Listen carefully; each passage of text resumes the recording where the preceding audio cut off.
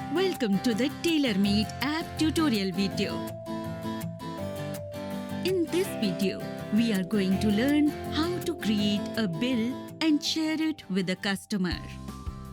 On the Orders page, locate the order you want to create the bill for. Click on the orders to go to the order details. Click the View Bill button. On the bill page, you can click Send It button at the bottom of the screen too.